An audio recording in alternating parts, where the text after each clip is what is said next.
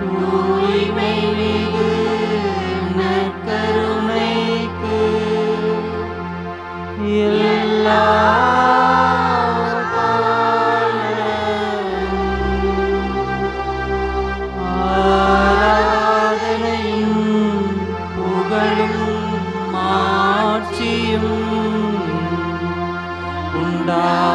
உண்டாக கடவது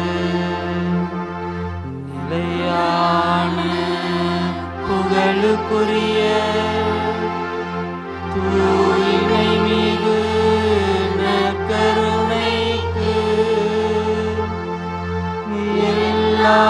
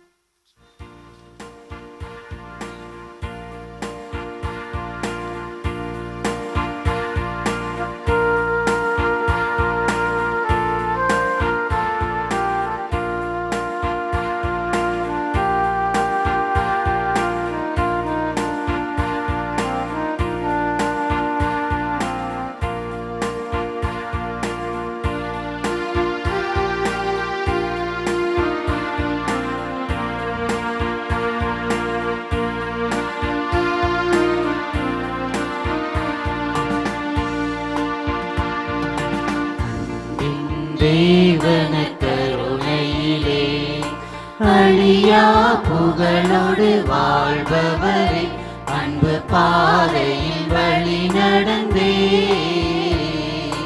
அடியோர் வாழ்ந்திட துணை செய்வே. அன்பின் தேவன கருணையிலே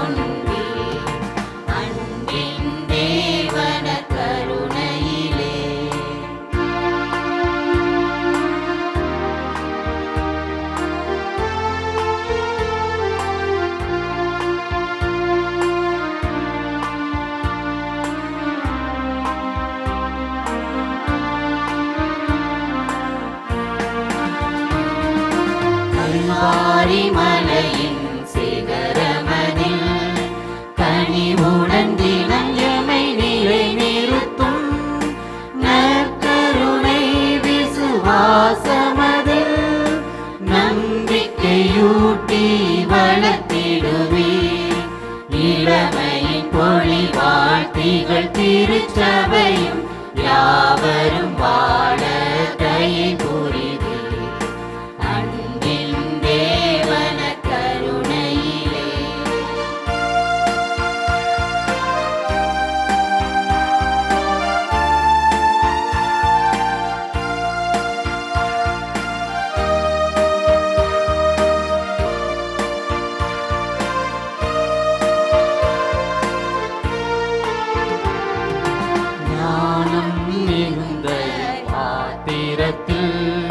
நல்லொளி பாய்ச்சும் இறைவனே, நீ ஞாலமெல்லாம் இருள் நீங்கிடவே நாடுகள் வீடுகள் எங்கனுமே நலம் பல பொழிவே. நல் தேவா நற்கருணை வாழ்நாயகனே, அன்பின் தேவன கருணையிலே அழியா புகழோடு வாழ்பவரே, அன்பு பாதையில் வழி நடந்தே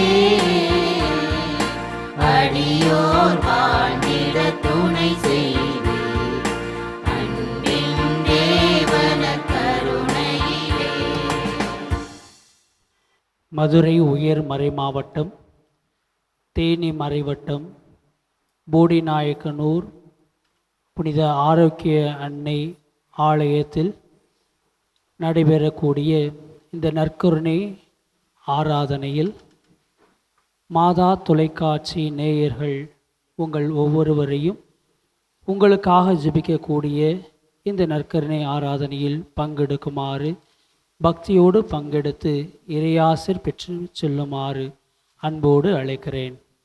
நம் ஆண்டவர் நற்கருணையிலேயே நமக்கு இன்றுமாய் பிரசன்னமாய் இருக்கிறார். இந்த நற்கருணை பிரசன்னம் இரக்கத்தை தரக்கூடிய பிரசன்னம்.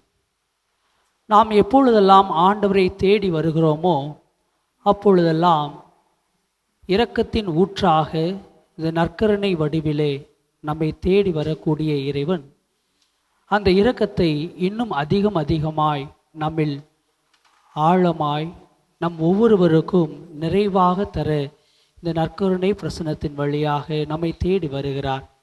இந்த நற்கருணை நாதர் உணவின் வடிவிலே நாம் பங்கெடுக்கக்கூடிய திருப்பலிகளில் ஆன்மீக உணவாக நமது உள்ளத்தில் வரக்கூடிய இறைவனாக இருக்கிறார். அவரை நாம் போற்றி ஆராதிக்கக்கூடிய நேரம் இது. நம்முடைய வாழ்வில் அவர் முன்பாக நாம் வைக்க பெற்றோம் என்றால், அவர் முன்பாக நாம் வெறும் தூசு என்று சொல்லக்கூடிய இந்த திருப்பாடல் வரிகளை தியானிப்போம். திருப்பாடல்கள் 103 இவ்வாறு சொல்கிறது: ஆண்டவர் முன்பாக நாம் வெறும் புல்லும் தூசுமே. ஆக நாம் தூசாக இருந்தாலும், அவர் முன்பாக புல்லாக இருந்தாலும், இறைவன் நம்மை இன்னும் இரக்கத்தோடு கண்ணோக்குகிறார். அத்தகைய இரக்கத்தின் ஆண்டவரை நாம் இந்த பாடல்கள் மூலமாக அவரை போற்றி ஆராதிப்போம்.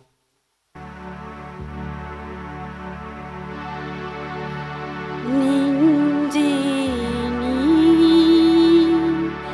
ஆண்டவரை வாழ்த்து,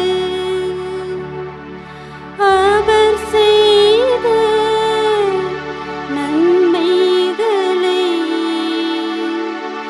ஒரு நாளும் மறவாதே.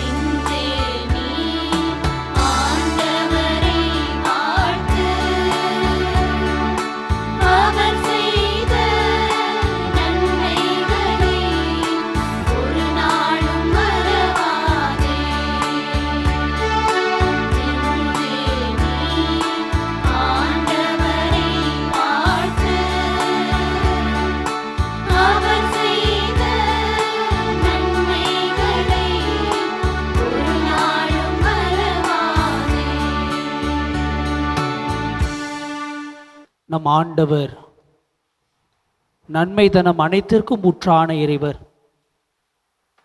நம் வாழ்நாள் அனைத்துமே ஆண்டவருடைய அந்த நன்மை செயல்களால் நிறைந்து காணப்படுகிறது. நாம் ஒவ்வொரு நாளும் அவருடைய அந்த குறுக்கீட்டின் வழியாக அவருடைய இறை அனுபவத்தை உணர்ந்து கொண்டே இருக்கிறோம். இப்படிப்பட்ட அந்த இறை அனுபவத்தை, அவர் செய்த நல்ல செயல்களை நாம் ஒவ்வொரு நாளும் இறைவனை தியானித்து நன்றி சொல்ல கடமைப்பட்டுள்ளோம். இப்படிப்பட்ட இறைவன் நம்மை இன்னுமாய் அதிகமாய் அன்பு செய்கிறார். நம் குற்றங்களை மன்னிக்கிறார். நாம் செய்த எல்லா விதமான தவறுகளை மன்னிக்கிறார். நாம் எவ்வளவுதான் அவரை விட்டு விலகிச் சென்றாலும், நாம் எவ்வளவுதான் அவரை விட்டு பிரிந்து சென்றாலும், வேண்டாம் என ஒதுக்கிவிட்டாலும், இறைவன் நம்மை அவருடைய பிள்ளையாகவே பார்த்து நம்மை ஒவ்வொரு நாளும் தாய் போல தேற்றி நம்மை அரவணைத்து வருகிறார். இப்படிப்பட்ட இறைவனுக்கு நாம் என்னென்ன நேரங்களிலெல்லாம் அவரை உதாசனப்படுத்தியிருக்கிறோம், என்னென்ன நேரங்களிலெல்லாம் அவரை விட்டு பிரிந்து சென்றிருக்கிறோம் என்று தியானிப்போம். லூக்கா நற்செய்தி அதிகாரம் 15 நாம் வாசிக்கும்போது காணாமற் போன மகன் உவமையை நாம் வாசிக்கிறோம். இந்த காணாமற் போன மகன் என்ன செய்தார்? அவர் செய்த செயல்பாடு என்ன? முதலில் உதாசனப்படுத்துகிறார். தனது தந்தையை நிராகரிக்கிறார். வேண்டாம் என நிராகரிக்கிறார். எனக்கு உரிமை வேண்டாம், தந்தை மகன் என்ற அந்த சொந்தம் வேண்டாம் என நிராகரிக்கிறார். நிராகரித்து அவருடைய எல்லா விதமான தனக்கு சொந்தமான சொத்துக்கள் தந்தையிடமிருந்து பிரித்தெடுத்து பிரிந்து செல்கிறார். ஆக பிரிந்து சென்று தனக்கு விருப்பமான எல்லா செயல்களையும் செய்ய முற்படுகிறார். அது நன்மைதனமா தீய செயலா என்பதெல்லாம் பார்க்க அவருக்கு நேரம் இல்லை. ஆக எல்லாமே அவருடைய விருப்பம். இந்த காணாமற் போன மகன் செய்த செயல்பாடு இதுதான். அவர் இந்த செயல்பாடுகள் அனைத்தையும் செய்த பின்பாக அவர் எப்பொழுது தனது நிலையை உணர்ந்து கொள்கிறார் என்றால், தான் படக்கூடிய கஷ்டத்தில் இறைவனை தேடுகிறார், தந்தையை தேடுகிறார். என்னுடைய தந்தையின் அலுவலில் இருக்கக்கூடிய பணியாளருக்கு கூட இந்த நிலைமை இருக்காதே என்று சொல்லக்கூடிய அந்த எண்ணம் தான் அவரை மனம் மாற்றுகிறது. இன்றைய நாளில் இந்த 103 திருப்பாடலை தியானித்த நாம் இறைவசனம் 14 சொல்வதைப் போல நாம் புல்லும் தூசியுமே, இப்படிப்பட்ட புல்லும் தூசியுமாக இருக்கக்கூடிய நம்மை இறைவன் கண்ணோக்குகிறார். அன்று எப்படி அந்த ஊதாரி மைந்தன் உவமையிலேயே தந்தை மகனை தேடி செல்கிறாரோ, நாம் எந்த ஒரு நிலையில் இருந்தாலும் கடவுள் நம்மை தேடி செல்லக்கூடிய, அவருடைய பிள்ளைகளாக பார்க்கக்கூடிய, ஓடி அரவணைத்து நம்மை கட்டி தழுவி அவருடைய பிள்ளை என்ற அந்த உணர்வை எந்நாளும் வழங்கக்கூடிய அந்த இறைவனாகத்தான், இரக்கத்தின் ஆண்டவராகத்தான் தன்னை எந்நாளும் காண்பித்து கொண்டிருக்கிறார். இந்த ஊதாரி மைந்தன் எவ்வாறு தனது தவற்றை உணர்ந்து, தந்தையே, வானக தந்தைக்கு எதிராக, உமக்கு எதிராக நான் தவறு செய்தேன் என்று தனது தவறை ஒப்புக்கொண்டு தந்தையிடம் மன்னிப்பு கேட்டாரோ, அந்த மன்னிப்பு கேட்ட அந்த நொடியே தந்தை அவரை மன்னித்து விட்டார் என்று நாம் நினைத்து கொண்டிருப்போம். ஆனால் அது அல்ல. தனது மகன் தன்னை விட்டு பிரிந்து சென்ற அந்த நொடியே தந்தை தனது மகனை தேட ஆரம்பித்து விட்டார். நாம் ஒவ்வொரு நாளும் பாவத்தில் விழுகின்ற அந்த நொடியே நம்முடைய இறைவனும் நம்மை, நான் எப்பொழுது என்னுடைய மகன் வருவான் என்று தேடிக்கொண்டிருக்கக்கூடிய அந்த இறைவனாகத்தான் நம் முன்பாக இந்த நற்கருணை நாதர், நம்முடைய இறைவன் நம்மை பார்த்து கொண்டிருக்கிறார். நாம் பல நேரங்களில் நமது தவறுகளை செய்துவிட்டு என்ன தவறு செய்தோம், எப்படிப்பட்ட தவறு செய்தோம் என்று மறந்துவிடு. இறைவனுக்கு எதிராக செய்தோமா, இல்லை எனக்கு எதிராக செய்தோமா, பிறருக்கு எதிராக செய்தோமா என்று எப்படிப்பட்ட தவறாக இருந்தாலும் நாம் அதை கண்டுகொள்ளாமல் நம்முடைய வாழ்க்கையை தொடர்ந்து வாழ்ந்து கொண்டேதான் இருந்து கொண்டிருக்கிறோம். இப்படிப்பட்ட நிலையிலும் கூட நம்முடைய இறைவன் மீண்டுமாய் நம்மை அரவணைக்கக்கூடிய இறைவனாகத்தான் இருக்கிறார். இந்த ஊதாரி மைந்தன் ஓமையில் வரக்கூடிய காணாமற் போன மகன் எவ்வாறு இறைவனை தேடி வருகிறாரோ, நாமும் அவரை தேடி செல்வோம். நமது தவறுகளை உணர்வோம். நாம் செய்த பாவத்திற்கு மன்னிப்பு வேண்டுவோம். கண்களை மூடுவோம். எவ்வாறு இந்த ஊதாரி மைந்தன் தந்தையே என்னை மன்னியும் என்று சொல்லி கேட்டாரோ, நாமும் நமது நற்கருணை ஆண்டவரை உற்று நோக்குவோம். தந்தையே என்னை மன்னியும், அப்பா நான் தவறு செய்து விட்டேன், என்னை மன்னியும். எனது வாழ்நாளில் நீர் செய்த எல்லா நன்மைதனங்களையும் மறந்து போய்விட்டு என்னுடைய விருப்புகளை முன்னிறுத்தி நான் என்ற சுயநலத்தால் நான் ஒவ்வொரு நாளும் வாழ்ந்து கொண்டிருந்திருக்கிறேன். என்னை மன்னியும். எனது சுயநல உணர்வுக்காய் நான் உம்மிடம் மன்னிப்பு கேட்கிறேன். என்னை மன்னியும். நீர் எனக்கு அழகான குடும்பத்தை கொடுத்திருக்கிறீர். நீர் எனக்கு அழகான வாழ்வை கொடுத்திருக்கிறீர். இந்த அழகான குடும்பத்தை நான் உதாசனப்படுத்தியிருக்கிறேன். எனக்கு கொடுத்த இந்த அழகான வாழ்க்கையை நான் உதாசனப்படுத்தியிருக்கிறேன். தந்தையே என்னை மன்னியும். அன்பு ஆண்டவரே, நீர் ஒவ்வொரு நாளும் பிள்ளையாக கண்ணோக்கி நீர் வரமாட்டீரா என்று எனக்காக ஏங்கி கொண்டிருக்கக்கூடிய அந்த நொடிகளை எல்லாம் நான் மறந்து திறந்து விட்டேன். ஒவ்வொரு திருப்பலியிலும் பங்கெடுக்க நான் மறந்து விட்டேன். உதாசனப்படுத்தியிருக்கிறேன். தந்தையே என்னை மன்னியும். அப்பா, நான் தவறு செய்து விட்டேன். எனது குடும்பத்தில் இருக்கக்கூடிய எனது உறுப்பினர்கள், எனது தந்தை, என்னுடைய தாய், அவர்கள் எனக்கு அன்பாக என்னை உற்று நோக்கி எனக்காக செய்யக்கூடிய எல்லா விதமான செயல்பாடுகளை நான் உதாசனப்படுத்தி விட்டேன். என்னை மன்னியும். தந்தையே, இதோ இந்த நேரத்திலும் கூட நான் வாழ வேண்டும் என்ற அந்த ஒற்றை நோக்கத்திற்காக எனக்காக ஒவ்வொரு நாளும் உழைக்கக்கூடிய ஒவ்வொருவருக்காகவும் அவருடைய உழைப்புகளை நான் மறந்து போன தருணங்களுக்காகவும் மனம் வருந்துகிறேன். தந்தையே என்னை மன்னியும். என்னை மன்னியுங்கப்பா. நான் செய்த தவறுகள் என்னை இன்னுமாய் காயப்படுத்தி கொண்டிருக்கிறது. எவ்வாறு அந்த கழுகின் இளமையை நீர் புதுப்பிக்கிறீரோ, எனது பாவத்தையும் நீர் கழுவி புதிய ஒரு வாழ்வை நீ புதுப்பித்து எனக்கு தருமாறு உம்மிடம் மன்றாடுகிறேன். பனி போல என்னுடைய பாவச் சுமைகள் அனைத்தும் போக்கிடுமாறு உம்மை மன்றாடுகிறேன். அப்பா, என்னை கண்ணோக்கும். எனது பாவங்களை உமது முதுகுக்கு பின்பாக தூக்கி எறிந்துவிடும். நான் செய்த குற்றங்கள், தவறுகள் அனைத்தையும் நாங்கள் ஏற்றுக்கொள்கிறோம். எங்களை மன்னியுங்கப்பா. அனைவரும் இணைந்து, அப்பா, நான் தவறு செய்தேன், உன் அன்பை உதறி சென்றேன், நான் என்னுடைய விருப்பு வெறுப்புகளில் என்னுடைய விருப்புகளையே நான் முன்னிலைப்படுத்தி நான் சென்று விட்டேன். எனது வாழ்வை நான் உமக்கு உகந்ததாக மாற்ற மீண்டுமாய் வந்திருக்கிறேன். உமது பிள்ளையாக நான் வந்திருக்கிறேன்.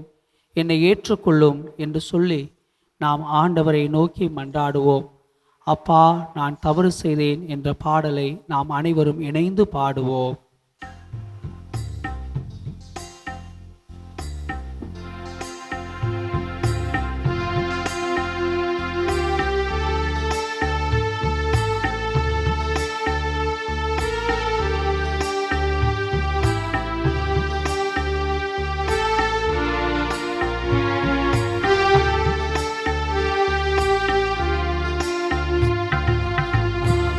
நான் தவறு செய்தேன், உன் அன்பை உதறி சென்றேன். நான் கெட்டலைந்து ஓடி வந்தேன், என்னை கண் பாரும் முந்தன் பிள்ளை நான். அப்பா, நான் தவறு செய்தேன்,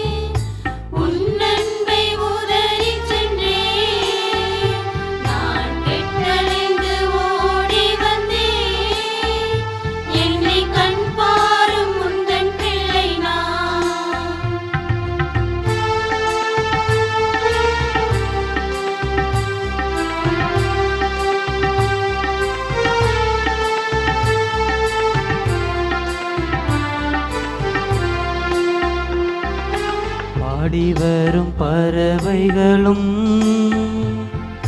காடுகளில் மிருகங்களும் உன் அன்பில் மகிழ்ந்திருக்க நான் உன்னை பிரிந்து நொந்தே. ஆடிவரும் பறவைகளும் காடுகளில் மிருகங்களும் உன் அன்பில் மகிழ்ந்திருக்க நான் உன்னை பிரிந்து வந்தேன். அப்பா, நான் தவறு செய்தேன், உன் அன்பை உதறி சென்றேன், நான் கெட்டலைந்து ஓடி வந்தேன், என்னை கண் பாரும் உந்தன் பிள்ளை நான்.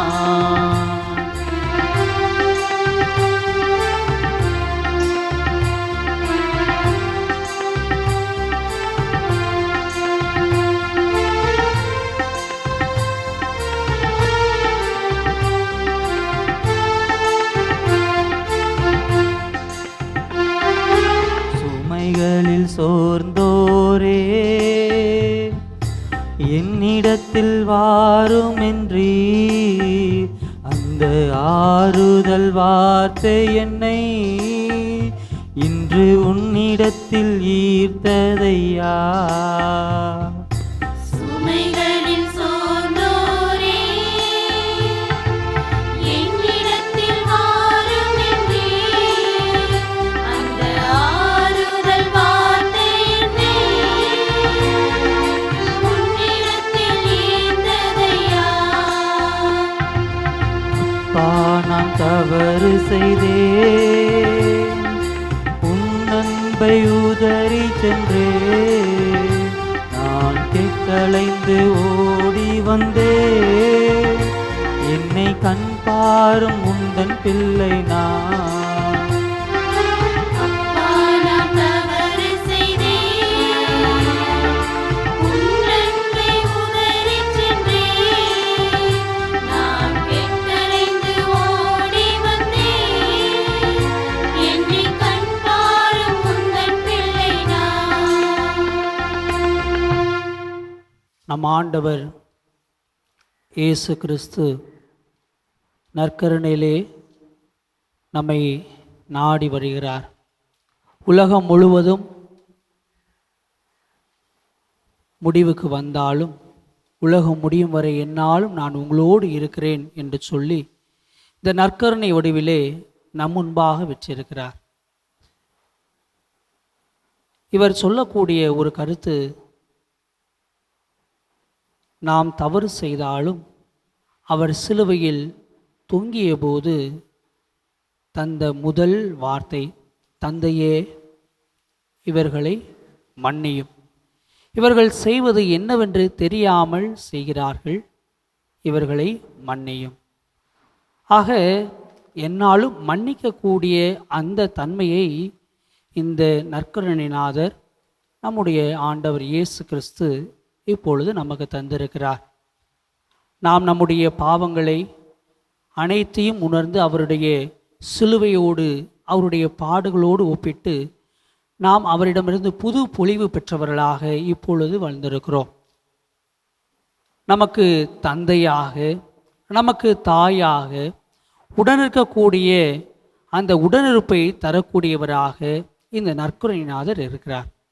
இப்பொழுது இந்த நற்கருணைநாதர் நம்மிடம் விரும்புவது என்ன என்று பார்த்தோம் என்றால், ஒரே ஒரு தன்மையை மட்டும்தான் நம்மிடம் விரும்புகிறார். என்ன என்றால் அன்பு. அவர் விட்டு சென்ற அந்த அன்பைத்தான் நாமும் பெற்றுக்கொண்டவர்களாக இருக்கிறோம். அந்த அன்பை நாம் இன்னொருவருக்கு, நம்மை சூழ்ந்து இருக்கக்கூடிய ஒவ்வொருவருக்கும், நம்மில் அருகிலே இருக்கக்கூடியவருக்கும் நாம் தருவதற்கு தயாராக இருக்க வேண்டும். அந்த அன்பு எப்படிப்பட்டதாக இருக்க வேண்டும் என்று சொல்லக்கூடிய இந்த நற்செய்தி வாசகத்திற்கு நாம் அனைவரும் செவி கொடுப்போம். யோவான் எழுதிய நற்செய்தி அதிகாரம் 13 இறைவார்த்தைகள் 31 தொடங்கி 35 முடிய. அப்போது இயேசு இப்போது மானிட மகன் மாட்சி பெற்றுள்ளார். அவர் வழியாக கடவுளும் மாட்சி பெற்றுள்ளார்.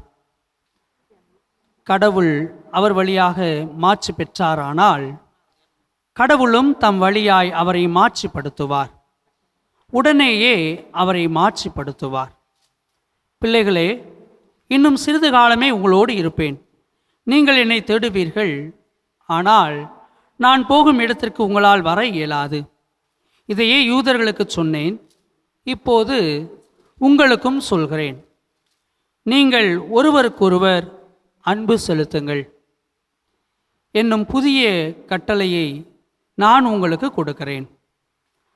நான் உங்களுக்கு அன்பு செலுத்தியது போல நீங்களும் ஒருவருக்கொருவர் அன்பு செலுத்துங்கள்.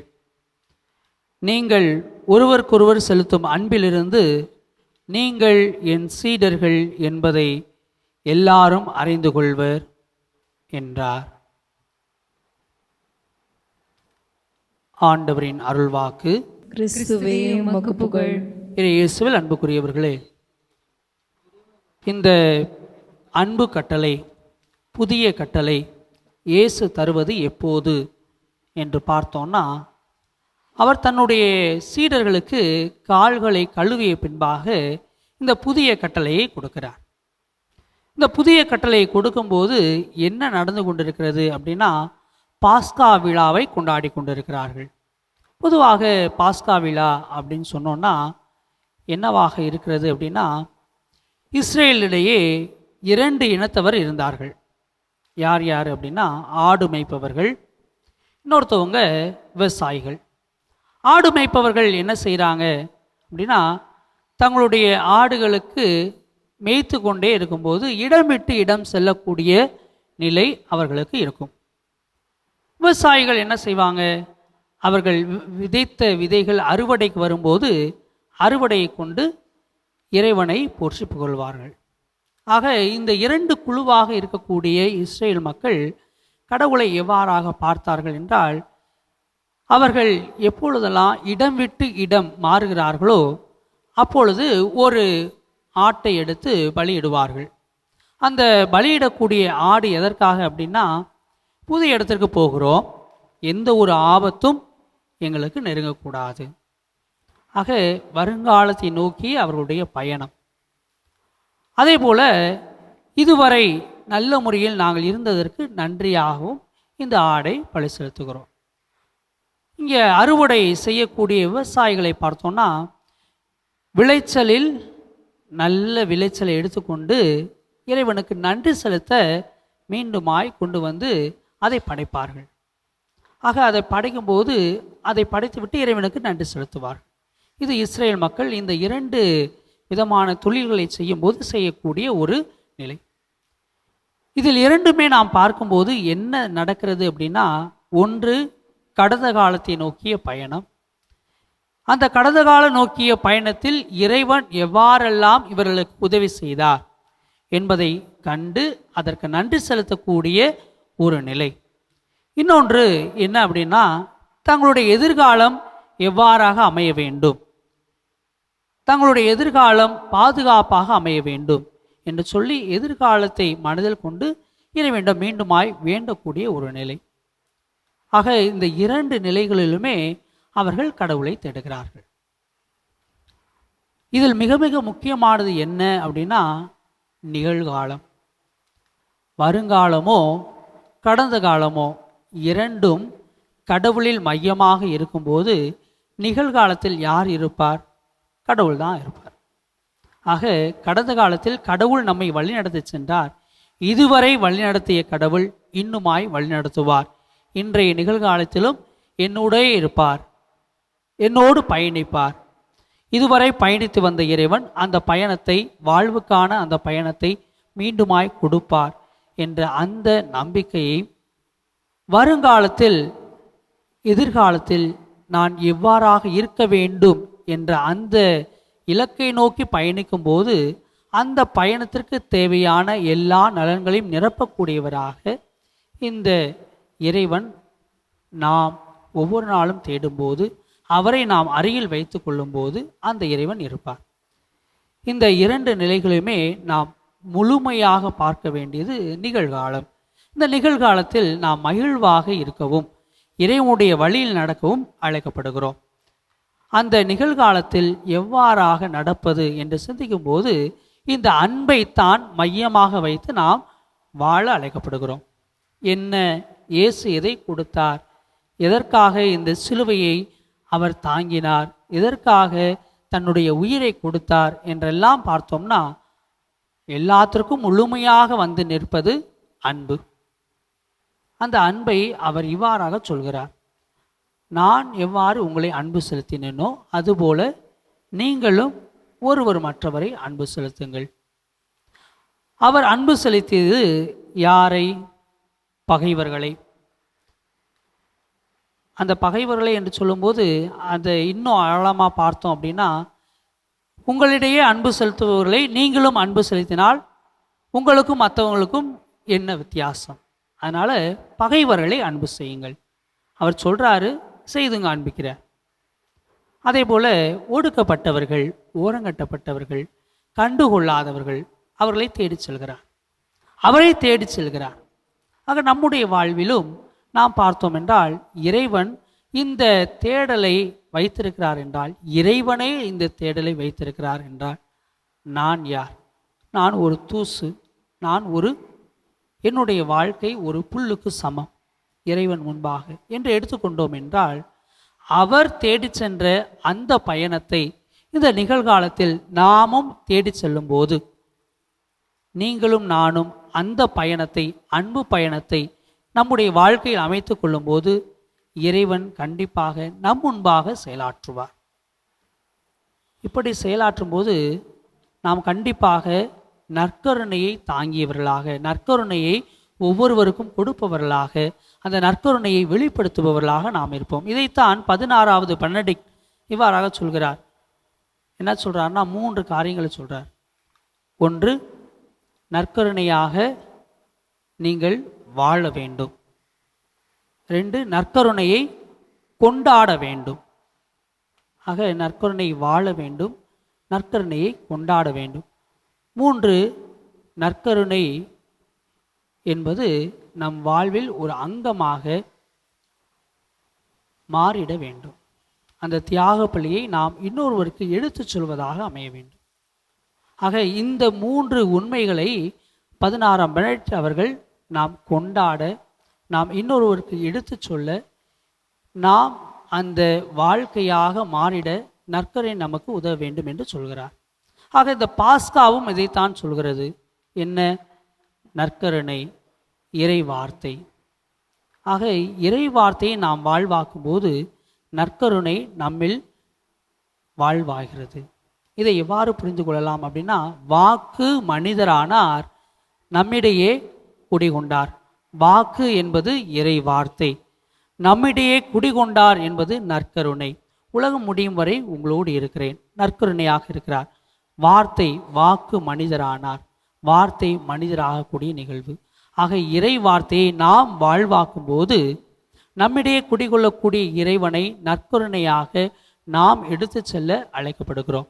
ஆக இந்த தன்மையை நாம் எவ்வாறாக கற்றுக்கொள்ள முடியும் என்றால், அவருடைய பிள்ளைகளாக நாம் மாறக்கூடிய ஒவ்வொரு நிமிடமும் நாம் கற்றுக்கொள்ள முடியும். அதைத்தான் யோவான் நற்செய்தியில் முதல் திருமுகம், யோவான் முதல் திருமுகத்தில் நாம் வாசிக்கிறோம். அதிகாரம் 4 எடுத்து வாசித்தோம் அப்படின்னா முழுமையாக அன்பை பற்றியே வரும். ஒருவருக்கொருவர் அன்பு செலுத்துங்கள். அந்த அன்பு செலுத்தக்கூடிய ஒவ்வொருவரும் கடவுளிடமிருந்து பிறந்தவர்கள். ஆக நாம் கடவுளுடைய பிள்ளைகள் என்று சொல்கிறோம் என்றால், அந்த அன்பை நாம் ஒருவர் மற்றவருக்கு எடுத்து சொல்ல கடமைப்பட்டிருக்கோம். ஆக நாம் அன்பை மட்டும் உணர்ந்தவர்களாக இல்லாமல் அந்த அன்பை எடுத்து செல்பவர்களாக, எடுத்து சொல்பவர்களாக, வாழ்பவர்களாக நாம் மாறிட இந்த பாடல் வழியாக இறைவனை போற்றுவோம். தாயாக அன்பு செய்யும் என்று சொல்லக்கூடிய இந்த பாடல் தாய்மையின் அன்பை உணர்த்துகிறது. அந்த அன்பை நாமும் உணர்ந்து இறைவனை போற்றி புகழ்வோம்.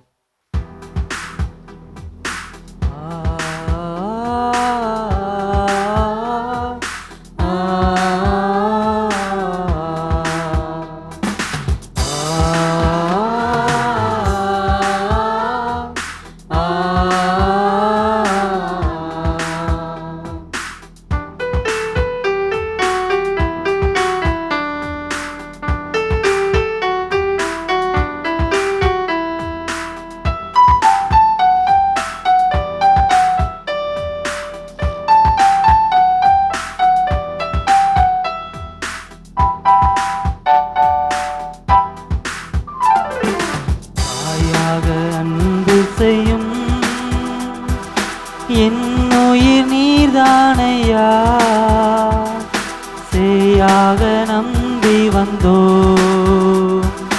வாழ்வில் ஒளியேற்றவா தாயாக அன்பு செய்யும்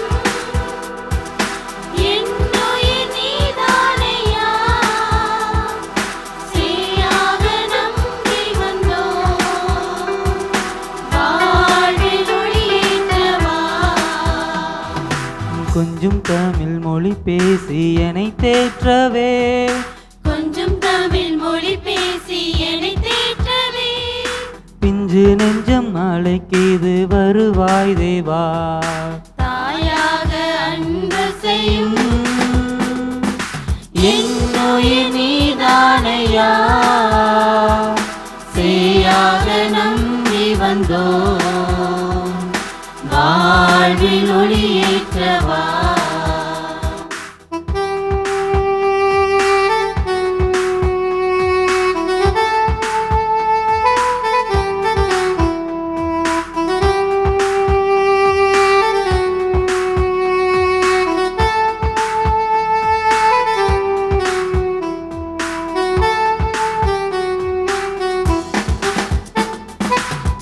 உன் அன்பு சாரல் நனைந்தாலே போதும் இன்னல்கள் நீங்கிடுமே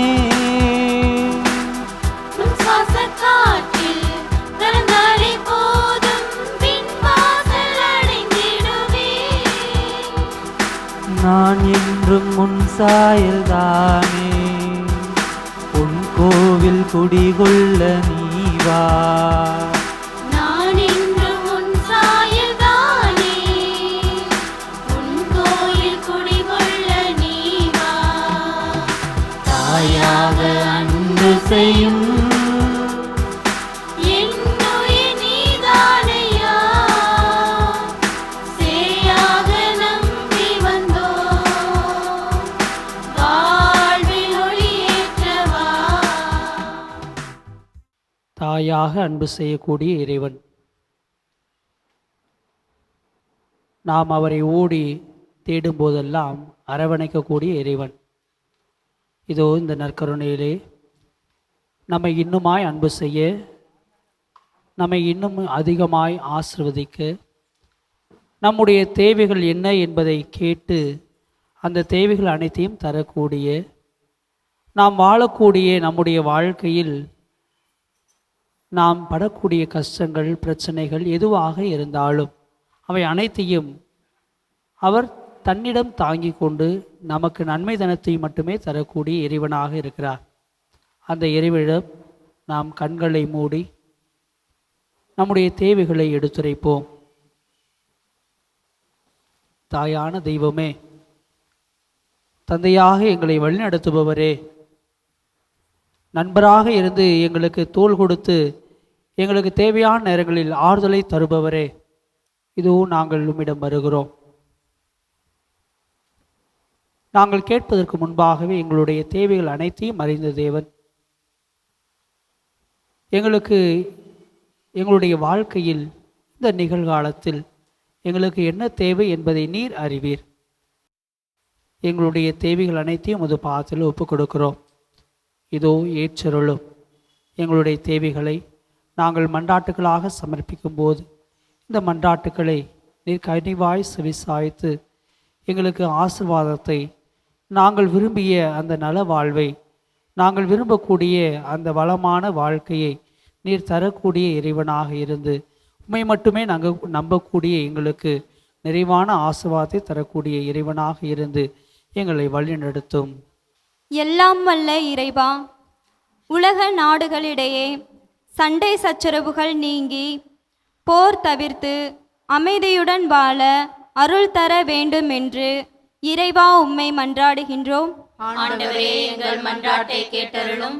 எல்லாம் வல்ல இறைவா, எம் நாட்டு தலைவர்கள் முதலாளித்துவத்திற்கு விலை போகாமல் எம் நாட்டில் இறையாண்மையையும் சமய சார்பற்ற நிலையையும் போற்றி பாதுகாக்க வேண்டுமென்று இறைவா உம்மை மன்றாடுகின்றோம். ஆண்டவரே, எங்கள் மன்றாட்டை கேட்டருளும். எல்லாம் வல்ல இறைவா, எம் சமூகமும் சமுதாயமும் சாதி சமய போன்ற பாகுபாடுகளிலிருந்து விடுபட்டு சமத்துவம் பேணும் நல் சமூகமாக மாறிட இறைவா உம்மை மன்றாடுகின்றோம். ஆண்டவரே எங்கள் மன்றாட்டை கேட்டருளும். எல்லாம் வல்ல இறைவா, கொள்ளை நோயாலும் பசி பிணியாலும் வாடும் மாந்தரை கண்ணோக்கி அருளும். அவர்களின் துன்பமும் வறுமையும் நீங்கி மகிழ்ச்சியாய் வாழ வரமருள வேண்டும் என்று இறைவா உம்மை மன்றாடுகின்றோம். அன்பு ஆண்டவரே, இதோ எங்களுடைய தேவைகள் பலவற்றை எடுத்துரைத்திருக்கிறோம். இன்னுமா எங்கள் வாழ்க்கையில் நாங்கள் ஒவ்வொரு நாளும் அனுபவிக்கக்கூடிய எங்களுடைய பிரச்சனைகளையும் உமது பாதத்தில் சமர்ப்பிக்கிறோம். அன்பு ஆண்டவரே, இதோ எங்கள் குடும்பங்களில் இருக்கக்கூடிய குழந்தை செல்வங்களை உமது பாதத்தில் ஒப்பு கொடுக்கிறோம். அந்த குழந்தை செல்வங்கள் படிக்கக்கூடிய அந்த படிப்பை உமது பாதத்தில் ஒப்பு கொடுக்கிறோம். அவர்கள் படிக்கக்கூடிய அந்த காரியங்கள் அவர்களுடைய எதிர்கால வாழ்வில் நல்ல முறையில் அவர்கள் அமைத்து கொண்டு வாழ்வதற்கு தேவையான இந்த படிப்பில் அறிவையும் ஞானத்தையும் எங்கள் குழந்தைகளுக்கு நிறைவாக தந்து ஆசிர்வதிக்க வேண்டுமாயும், இன்னும் சிறப்பாக எங்கள் குடும்பங்களில் இருக்கக்கூடிய இளைஞர் இளம்பெண்களை முது பாத்துழுப்பு கொடுக்கிறோம். அவர்களுக்கு அவருடைய எதிர்கால வாழ்வில் அவர்கள் இன்னுமாய் வாழ்வதற்கு நல்ல வேலை வாய்ப்பையும் அவர்கள் எதிர்கால வாழ்வு நல்ல முறையில் அமைய நீர்தாமே அவர்களுக்கு வழிகாட்டவும் இறைவாமிடம் மன்றாடுகிறோம். இன்னும் சிறப்பாக எங்கள் குடும்பங்களில் திருமண வரனுக்காக திருமண காரியங்களுக்காக காத்திருக்கக்கூடிய ஒவ்வொரு திருமண இளைஞர் இளம்பெண்கள் ஒவ்வொருவருக்காகவும் மன்றாடுகிறோம். அவர்களை உமது பாத்தில் சமர்ப்பிக்கிறோம். நீர்தாமே அவர்களுக்கு ஒரு நல்ல வரனை காண்பித்து அவருடைய வாழ்வு நல்ல முறையில் அமைய நீர் வழிவகை செய்யுமாய் உம்மிடம் மன்றாடுகிறோம். திருமண காரியங்கள் இருக்கக்கூடிய ஒவ்வொரு குடும்ப தேவைகளுக்காகவும் மன்றாடுகிறோம். இன்னுமாய் என்னென்ன நல்ல காரியங்கள் நடைபெற வேண்டும் என்று உம்மை நாடி வரக்கூடிய பிள்ளைகள் ஒவ்வொருவருடைய வேண்டலையும் கனிவாய் செவிசாய்த்திருளும். இன்னும் சிறப்பாக உடல் நோயால் வருந்தக்கூடிய ஒவ்வொருவரையும் உமது பாதத்தில் ஒப்பு கொடுக்கிறோம். நீர் தொடக்கூடிய அந்த வார்த்தைகள், நீர் சொல்லக்கூடிய அந்த ஆறுதலான வார்த்தைகள் அவருடைய உடலில் ஏற்படக்கூடிய அனைத்து விதமான காயங்களையும் போக்கி அவர்களுக்கு தேவையான நல்ல உடல்நல ஆரோக்கியத்தை தந்திட வேண்டுமாய் உம்மிடம் மன்றாடுகிறோம். அன்பு ஆண்டவரே இயேசு கிறிஸ்துவே, இதோ இந்த நேரத்திலும் எங்களுக்கு என்ன ஆகுமோ, எங்களுடைய கடன் பிரச்சனைகளால் நாங்கள் என்ன செய்ய போகிறோம் என்று அல்லல் படக்கூடிய ஒவ்வொரு குடும்ப தலைவர் தலைவியை உமது பாதத்தில் ஒப்பு கொடுக்கிறோம். அவர்களுடைய கடன் பிரச்சனைகளை கண்ணோக்கும், அவர்களுடைய பொருளாதார தேவைகளை நீர் கண்ணோக்கும். அவர்களது பொருளாதார முன்னேற்றத்திற்காக அவர்கள் படக்கூடிய அனைத்து விதமான கஷ்டங்களையும் உழைப்பையும் நீர் கண்ணோக்கும். உமது ஆசிர்வாதத்தால் அவர்கள் இன்னுமாய் அவருடைய வாழ்வு வளம் பெற பொருளாதார முன்னேற்றத்தை தந்து நல்ல வேலை வாய்ப்பை கொடுத்து அவர்களை ஆசிர்வதிக்க வேண்டுமாய் மன்றாடுகிறோம். நாங்கள் செய்யக்கூடிய எல்லா விதமான முயற்சிகள் முன்னெடுப்புகளில் நீர் முன்னின்று உமது ஆசீர்வாதமான கரங்களால் வழிநடத்த வேண்டுமாய் உம்மிடம் மன்றாடுகிறோம். ஆமென்.